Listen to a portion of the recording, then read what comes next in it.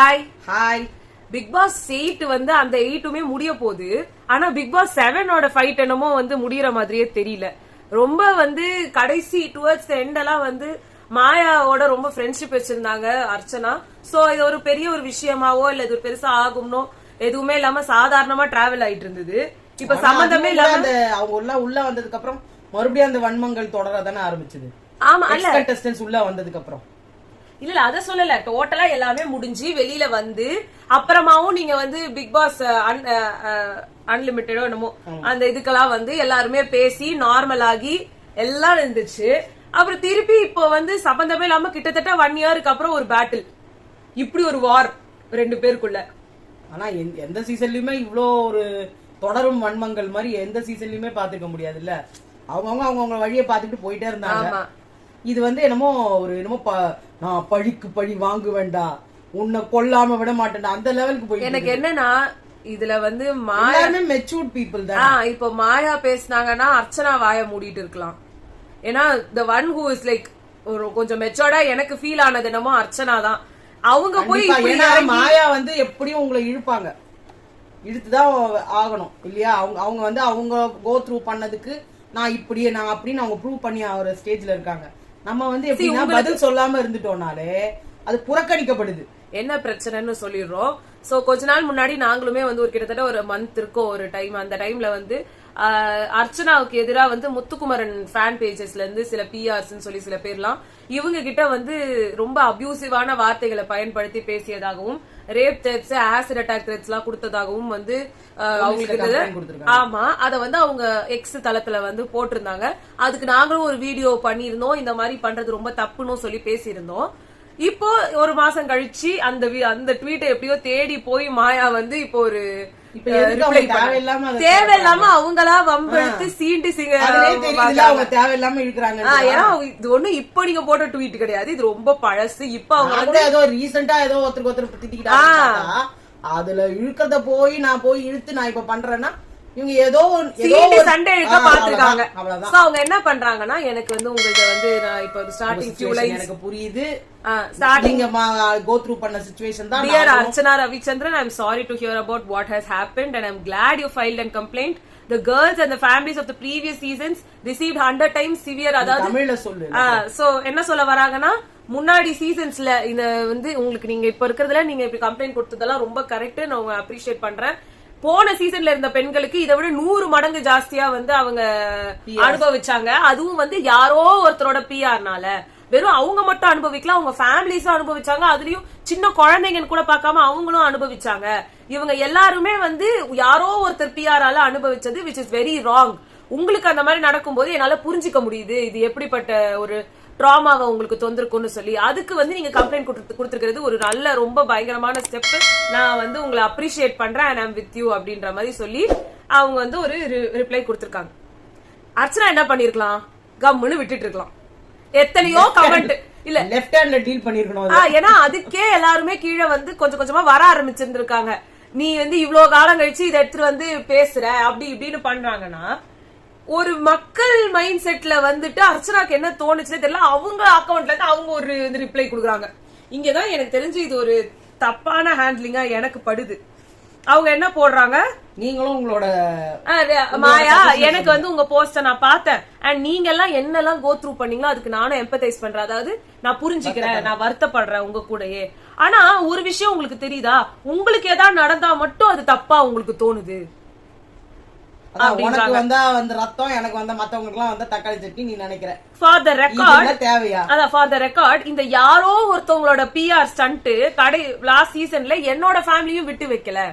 அவங்க யாரோ ஒருத்தவங்களோட பிஆர்னு உங்களதான் மீன் பண்றாங்கன்றத நீங்க இவ்வளவு பயங்கரமா எடுத்து இந்த ரிப்ளை கொடுத்தே இருக்க தேவையில்ல. இவன் நீங்க யாரோ ஒருத்தவங்க பிஆர்னு அவங்களை எக்ஸ்போஸ் பண்ண பாக்குறீங்க. அப்பம் குதிரைக்குள்ள இல்லன்னு ஏதோ சொல்லுவாங்களே, எங்க அப்பம் குதிரைக்குள்ள இல்லன்னு அது மாதிரி கதை இது. நானே வாலண்டியரா போய் உங்ககிட்ட சரண்டர் ஆகுறேன், வா என்ன அடிக்க முடிஞ்சா வா வந்து அடி. அங்க அன்சிதா பண்ணாங்களே அந்த மாதிரி நீங்க தேவையில்லாம சண்டை எடுக்கிறீங்க அவங்கள போயிட்டு. நம்ம 2 பேருக்குமே ஒரு நல்ல ஜேர்னி இருந்தது இல்ல, அது ரொம்ப கஷ்டமான ஜேர்னி தான். அண்ட் இந்த மாதிரி ஒரு இடத்துல ஒரு மீனிங்ஃபுல்லான விஷயம் என்னவா இருக்கும், நீங்க எனக்காக என் கூட இதுல நிக்கிறதுல தானே இருக்கும். எதுக்கு ஆப்பர்ச்சுனிஸ்ட் ஆகுறீங்க? ஆப்பர்ச்சுனிட்டிஸ்னா சந்தர்ப்பவாதி ஆகுறீங்க, குத்த பாக்குறீங்க என்ன. ஒரே ஒரு தாட் எனக்கு வந்துச்சு, செடி வாடி போச்சுன்னா சொல்லு அப்படின்னு சொல்றத இந்த தண்ணி ஊத்த நான் வரேன் அப்படின்ற மாதிரி விஷயங்கள் எல்லாம் இந்த எக்ஸ் தளத்துல இருந்து கொஞ்சம் விலக்கியே வைங்க. அதாவது ஜஸ்ட் தாட், செடி வாடி போச்சுன்னா சொல்லு, பட் மேபி கீப் த தண்ணி ஊத்த நான் வரேன் moments of X next time அப்படின்னு வந்து போட்டிருக்காங்க. இவ்ளோ நீங்க உள்ள இறங்கி சண்டை போட்டு இது பண்ற அளவுக்கு அது வர்த்தான ஒரு கமெண்ட், வர்த்தான பர்சனும் கிடையாது. மாயானா அப்படிதான், அவங்க அப்படிதான் பிஹேவ் பண்ணுவாங்க. நீங்க பாக்க இல்ல ஒரு டைட்டில் வின்னர் பண்ற விஷயமா இது, அவங்களுக்காவது வேலை கிடையாது. உங்களுக்கு ஏதாவது ஆப்பர்ச்சுனிட்டிஸ்ட் நீங்க சொல்றீங்கல்ல, எல்லாரும் எதிர்பார்க்கறாங்க உங்களை வந்து சண்டை இழுக்கணும் தான் எதிர்பார்க்கறாங்க. நீங்களும் டிராப்ப விரிச்சு வச்சுட்டு வா வான்றாங்க, நீங்களும் ஓடி அந்த தொப்புன்னு அதுல உளறீங்க. இல்ல எனக்கு இன்னொன்னும், இப்ப நீங்களுமே ஒரு விதத்துல ஆப்பர்ச்சுனிஸ்டா தானே பண்றீங்க. அங்க வந்து அருண் வந்து தப்பா பண்ணா நான் இல்ல, அருண் ஏதாவது நல்லது பட்டா மை மேன். ஆப்பர்ச்சுனிட்டிக்கு ஏத்த மாதிரி தானங்க நீங்களும் அப்ப நடந்துக்கிறீங்க. நீங்க தலையிடாம இருந்தீங்கன்னா உங்களோட கெரியர் எனக்கு சீரியஸா you have so lot of works to do. உங்களுக்கு ப்ரமோஷன்ஸ் இருக்கும், உங்களுக்கு பட ஷூட்டிங் இருக்கும், நீங்க நல்ல விஷயத்துக்கு உங்களோட இது மைண்ட் ஃபோக்கஸ் எதுக்கு போடுறீங்க உங்களோட எஃபர்ட்ட சம்பந்தமே இல்ல. I don't think so. நீங்க இந்த after one season you didn't have to look back into Bigg Boss பத்தி தெரிஞ்சுக்கணும்ன்ற அவசியம் கூட உங்களுக்கு இல்ல. அண்ட் அதுல இருக்கிற கண்டெஸ்டன்ட்ஸ் என்ன நினைக்கிறாங்க, அவங்களுக்கு நான் எப்படி ரிப்ளை கொடுக்கறேன்றது ஒரு தேவையில்லாத ஒரு விஷயம். நீங்க முதல்ல இந்த சீசன்ல வந்து நீங்க முதல்ல உள்ள தலையிட்டதே முதல்ல தப்பு. யாரு எப்படி பாப்போம் என்ன சொல்லுவாங்க, நீங்க உங்களோட இது ஃபியான்சி அங்க இருக்கிறாரு, அதுக்காக அவருக்கு நீங்க உழைக்கிறதுக்காக வந்துட்டீங்க, உங்க ஓட்ட அவருக்காக வாங்கி கொடுக்க பாக்குறீங்க. இது இப்படிதானே தோணும் எல்லாருக்கும். ஆமா, நம்ம என்ன பண்ணணும், நல்லதோ கெட்டதோ அவரு ஓனா அவரே முட்டி மோதி அவரு ஜெயிச்சு வந்ததுக்கு அப்புறமா உங்களோட மத்த பிரதாபங்கள்லாம் வச்சுக்கோங்க. இல்ல அவரு உங்களுக்காக வந்தாரா? ஈவன் தோ நீங்க இங்க ஒரு வர்ஷினி அண்ட் இவங்க எடிட்டுக்கே வந்து இது வந்து இப்படிலாம் பண்ணாதீங்கன்னு சொல்லி போடுறதுக்குலாம் லைக் பண்ணி ரொம்ப ஆப்வியஸா நீங்க காமிச்சீங்க. உங்களுக்கும் விஜய் வர்மாக்கும் இதை விட கோடிக்கணக்கான எடிட்ஸ் வந்துச்சு. He didn't react to it. Why are you doing it? இது சீரியஸா ஒரு தேவையில்லாத. இப்போ அவங்களா பாருங்க, அப்ப அடுத்து மாயா அதுக்கு ஒரு ரிப்ளை கொடுத்திருக்காங்க. இந்த சென்டென்ஸ் வேற level. How things seems wrong only when they happen to you அப்படின்னு சொல்ற லைன் செம்ம லைன். ரொம்ப நன்றி, நான் படிச்சிட்டேன். இத ஒரு தடவை நீங்களும் படிச்சிருங்க. இது மாயா சொல்ற ஒரு டிபிக்கலான லைன். இப்போ நான் வந்து கன்ஃபியூஸ் ஆயிட்டேன்.